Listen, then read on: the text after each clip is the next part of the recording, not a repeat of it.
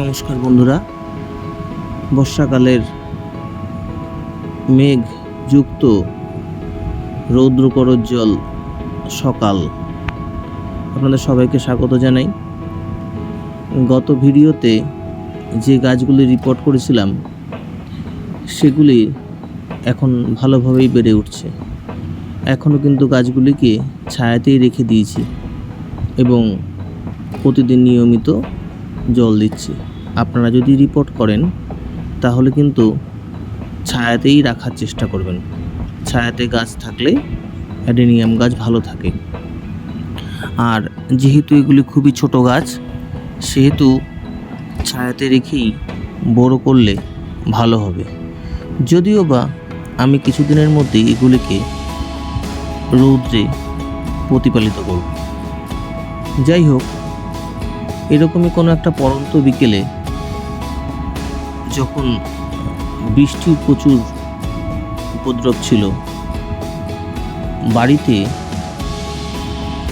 এলো 3টি অ্যাডেনিয়াম গাছ কুরিয়ারে। অর্ডার করেছিলাম আমারই এক পরিচিত ফেসবুক বন্ধু। তার কাছ থেকে খুব যত্ন সহকারে প্যাকেটিং সহ আমার নাম ঠিকানা দিয়ে এসে পৌঁছলো 3টি অ্যাডেনিয়াম গাছ। সেই গাছকে আনবক্সিং করে বের করলাম। শুক্রবার করে ডিসপ্যাচ হয়েছিল আর সোমবারের মধ্যেই গাছ এসে পৌঁছালো।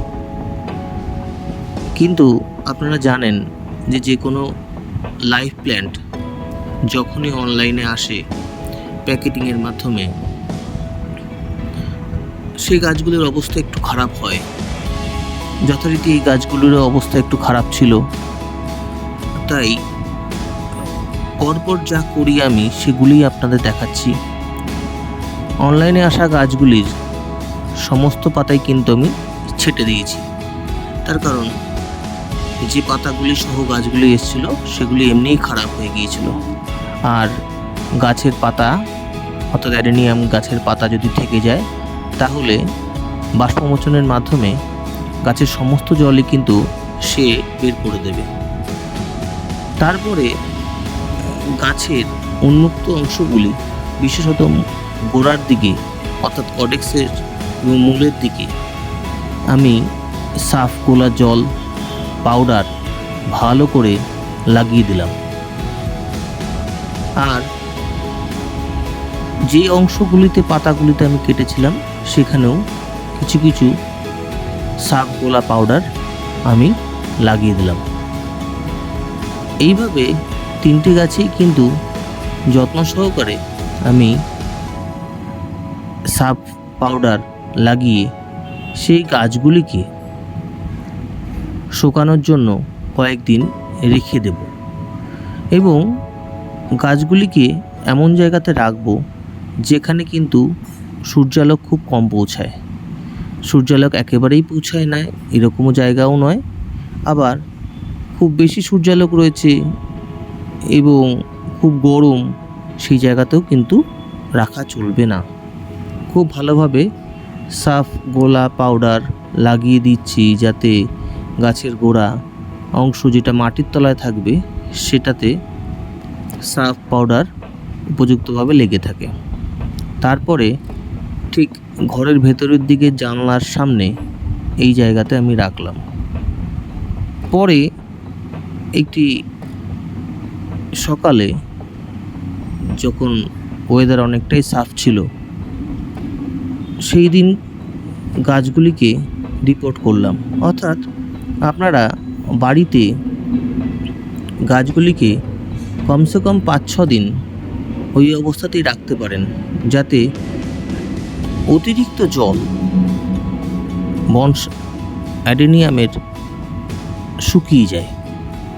এবং মাটি তৈরির ক্ষেত্রে আমি মিশ্র সার এবং সাফ পাউডার ব্যবহার করেছি।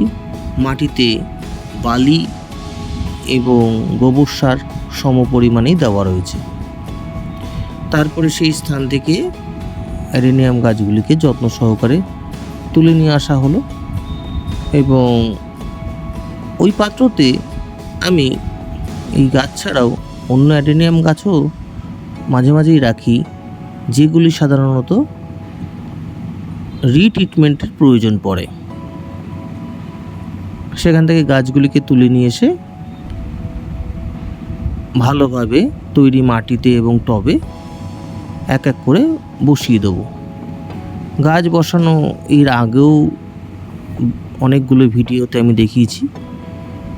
মাটির টব আমি বেশি প্রেফার করি অ্যাডেনিয়াম গাছের ক্ষেত্রে, প্লাস্টিকের টবও করি। মাটির টবের সবচেয়ে বড় সুবিধা হচ্ছে, যদি মাটির টবে গাছ করা যায় তাহলে গাছের ওয়াটার ম্যানেজমেন্ট খুব ভালো হয়। অর্থাৎ আপনি যতটা পরিমাণ জল দেবেন, কিছুটা পরিমাণ জল টব শুষে নেবে। এবং দিনের বেলায় যখন প্রচণ্ড উত্তাপ বাড়বে, তখন কিন্তু মাটির টব গাছের গোড়ার মাটিটাকে ঠান্ডা রাখবে। আর প্লাস্টিকের টবে কিন্তু সেরকম সুবিধা খুবই কম। তারপরে তৈরি করা গাছগুলিকে নিয়ে শেডের তলায় রাখুন এবং গাছগুলিকে ভালো করে জল দিয়ে দিন।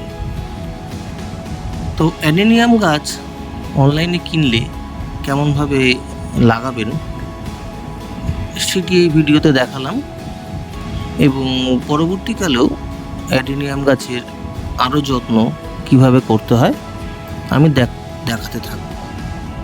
দেখতে থাকুন এবং সঙ্গে থাকুন ইউটিউব চ্যানেলটির। নমস্কার বন্ধুরা।